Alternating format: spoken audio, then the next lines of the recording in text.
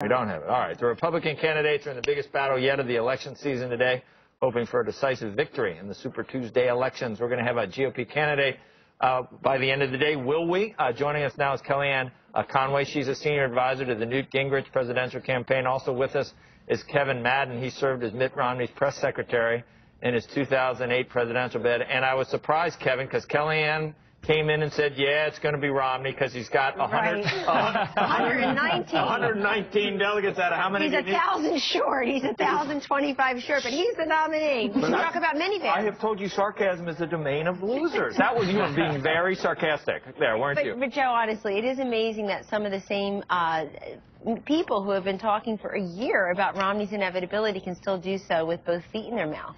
We need the voters in the next 27 states to have the same right that the voters in the first 23 have had, which is to express their voice, to choose their nominee. Competition is supposed to be the heart and soul of the Republican Party, and it's just amazing to me that so many people want to sweep away competition. I listen to words all the time about Romney like resigned, reluctant.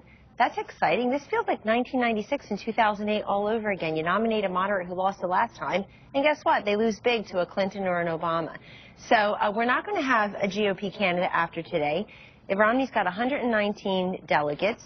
Santorum has 17, even though he won some contests. There's 17 committed delegates. We have 30. We're going to do well in the biggest prize tonight of Georgia.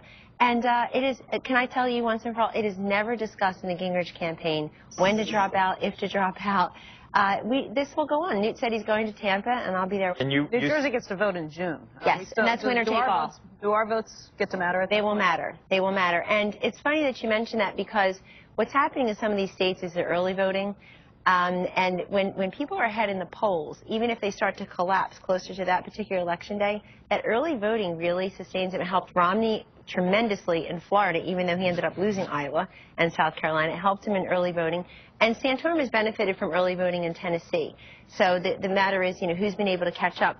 I just have to tell you, when you're the front runner, when you're the inevitable front runner, all of your surprises after a certain point are unpleasant.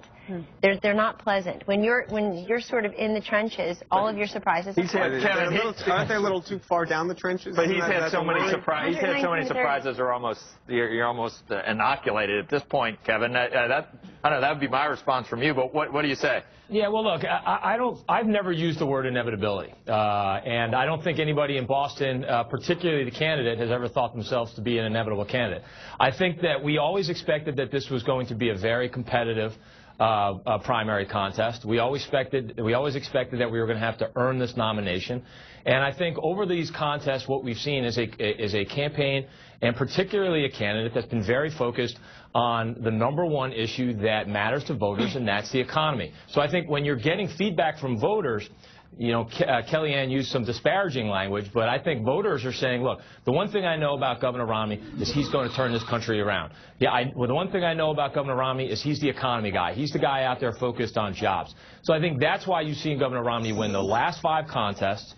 I think it's why you're starting to see that many voters are starting to coalesce around Governor Romney because they do want to turn their attention to our main opponent, which is Obama and his White House.